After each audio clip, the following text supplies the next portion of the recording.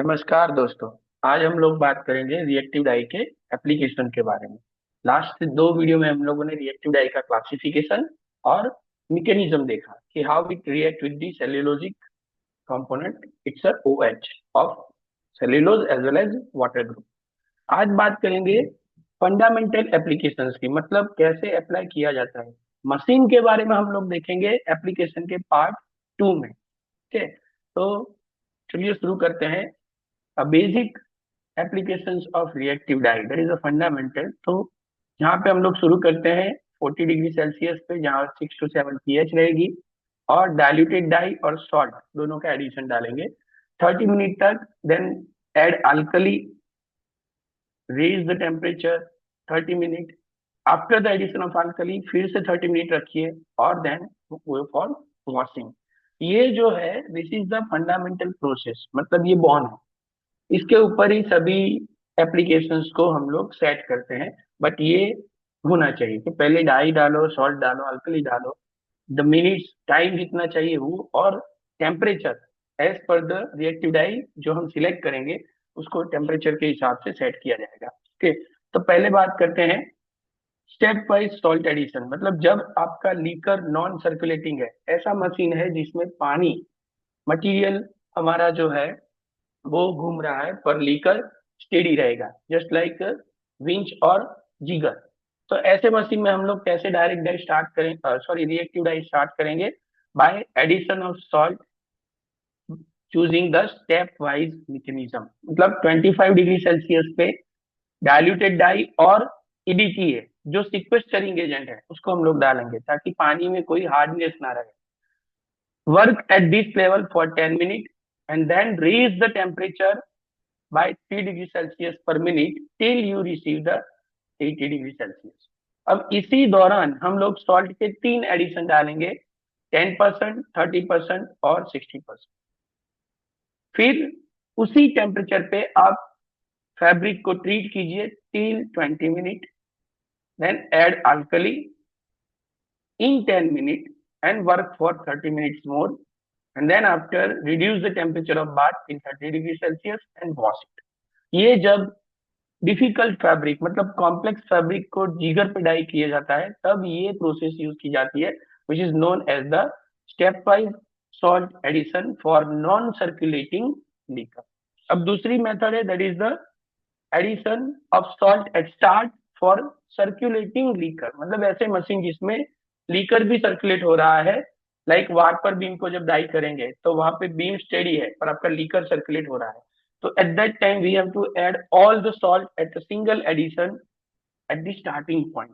तो सॉल्ट और सिक्वेस्टरिंग एजेंट पहले ही डाल देंगे, फिर डाई डालेंगे 10 मिनट के बाद 25 डिग्री सेल्सियस टेम्परेचर पे ही। Then raise the temperature with the 5 degree Celsius per minute ratio. 20 minute तक काम कीजिए, 15 मिनट के अंदर अल्कली को ऐड कीजिए और again work for 30 minute, reduce the temperature till 30 degree Celsius and wash the liquor. अब ये कब यूज किए करेंगे, जब हैवी या मीडियम शेड हमारे पास होंगे और लीकर सर्कुलेटिंग में होगा। अगली वाली मेथड थी वो स्पेसिफिकली थी जब लीकर स्टेडी होता है। और अब बात करते हैं सभी एक साथ, मतलब सॉल्ट, सिक्वेस्टरिंग एजेंट और अल्कली तीनों एक साथ डाल देंगे जब you are working with the heavy, medium और सर्कुलेटिंग मटेरियल। मतलब तीनों चीज जब होगी, पहले वाली और दूसरे वाली मेथड जो थी सॉल्ट स्टेप वाइज एडिशन और सॉल्ट एट स्टार्ट, दोनों यहाँ पे मिक्स हो जाएगा और यहाँ पे आपका लीकर भी सर्कुलेट कर रहा है और साथ में you want to produce a dark shade also. तो सॉल्ट, EDTA और अल्कली तीनों चीज हम पहले डाल देंगे, फिर 10 मिनट के बाद हम डालेंगे डाई, 15 मिनट तक वर्क करेंगे at the 25 degree Celsius temperature पर, फिर raise the temperature with 5 degree Celsius per minute at 80 degree Celsius. 30 minute तक यहाँ काम करोगे, again reduce the temperature till 30 degree Celsius and wash it out. जब ये सारी चीजें पहले ही डाल देते हैं तो उसको हम लोग बोलते हैं ऑल इन। पहला वाला था step wise addition of salt, दूसरा वाला था salt addition at the start, और अब ये है ऑल इन, मतलब डाई, सॉल्ट, EDTA, अल्कली सब एक साथ and then you try to balance or leveling your dye on the fabric surface. चौथी मेथड है माइग्रेशन। जब आपके पास पेल शेड है, पेल शेड मतलब लेस देन 0.05 0.5%, इससे कम परसेंटेज वाला जब शेड होगा तब ये मेथड यूज की जाती है। ईडीटीए डाल देंगे, but the temperature of bath will be at 50 degree Celsius, मतलब 50 डिग्री सेल्सियस तक गर्म करने के बाद उस लीकर में हम लोग डालेंगे EDTA, work for 5 minute, then add dye. अब आप देखो यहाँ पे increment of temperature is very less. आगे की 3 मेथड में क्या था, 5 डिग्री सेल्सियस पर मिनट, यहाँ पे हम लोग कर देते हैं 1.5 डिग्री सेल्सियस पर मिनट और जाएंगे 95 तक, मतलब काफी सारा टाइम लेंगे और उसी दौरान we will add the salt. फिर 20 मिनट तक काम करेंगे, reduce the temperature till 80 degree Celsius, 20 minute तक काम करेंगे अल्कली को ऐड करके, एंड देन 30 मिनट तक वही बात को हम लोग 80 डिग्री सेल्सियस पर रखकर reduce the temperature till 30 degree Celsius and wash it out. तो यहाँ पे आप देखो तो हमने 2 पोर्शन में टेम्परेचर को डिवाइड किया, 95 और 80। तो यही जो जॉन है वहां पे माइग्रेशन होगा डाई मॉलिक्यूल का, और यहाँ पे हम लोग स्टेबिलाईज करेंगे डाई मॉलिक्यूल को जब वो 80 डिग्री सेल्सियस पर 50 मिनट तक काम करेगा। ये टेक्निक यूज की जाती है जब आप पेल शेड के साथ काम करते हो। और मीडियम और हैवी शेड के साथ काम करने के लिए हम लोग यूज करते हैं आइसोथर्मल। यहाँ पे कोई टेम्परेचर की वेरिएशन नहीं है, हम लोग सॉल्ट ईडीटीए डालेंगे हॉट वाटर में, फिर 5 डिग्री सेल्सियस पर मिनट पे 80 डिग्री सेल्सियस पे जाएंगे, 5 मिनट काम करेंगे, फिर 15 मिनट के काम के दौरान we will add dye, work for 30 minute, और फिर अगेन 20 मिनट तक काम करने के लिए हम लोग डालेंगे अल्कली।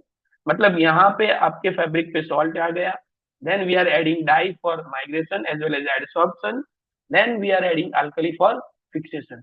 और ये सब हो जाने के बाद किसी स्टेडी टेम्परेचर पे 45 मिनट तक काम करेंगे और उसको ले जाएंगे 30 डिग्री सेल्सियस और एंड देन वॉश।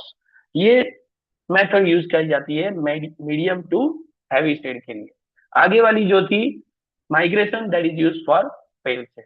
ओके, और सभी मेथड के दौरान हम लोग पीएच 6 to 7 रखेंगे, फिर पीएच चेंज होगी। ये स्टार्टिंग की पीएच है जब आप स्टार्ट करते हो पांचों मेथड में, पर वो पीएच अल्कली के साइड कब जाएगी, जब आप अल्कली ऐड करोगे तब। और वो डिपेंड करता है कि you have to add Na2CO3 या टीएसपी, क्या डालेंगे, ट्राइसोडियम फॉस्फेट या सोडियम फॉस्फेट, वो डिपेंड करता है आपके सिलेक्शन पे। मतलब it's a hot brand, cold brand, vinyl sulphone, HE, उस हिसाब से हम लोग अल्कली को भी सिलेक्ट करते हैं। तो ये सारी जो थी, these are the applications pattern. इस पैटर्न, इस फ्लो चार्ट के हिसाब से हम लोग डाई का सिलेक्शन करते हैं और उस हिसाब से डाई को फैब्रिक पे ले जाने के लिए प्रोसेस करते हैं। और इसी एप्लीकेशंस को हम लोग करते हैं मशीन के अंदर। इसलिए तो आपने देखा कि हमने बात की non circulating liquor, circulating liquor, steady material, moving material और ऑल इन वन। और इन सभी को जिस मशीन पे हम लोग प्रोसेस कर सकते हैं वो मशीन के बारे में हम लोग बात करेंगे एप्लीकेशंस ऑफ रिएक्टिव डाई के दूसरे पार्ट में। तो आज हमने जो पढ़ा वो क्या है कि how to apply the dye on a fabric surface, पर by using which machine we can apply two selected dyes on individual fabric और फॉर इंडिविजुअल डाई, वो हम लोग बात करेंगे इसके पार्ट 2 में। तो तब तक आप इसके बारे में स्टडी करिए और उसके बारे में भी स्टडी कीजिए कि कौन से machine we can utilise for dyeing the reactive die.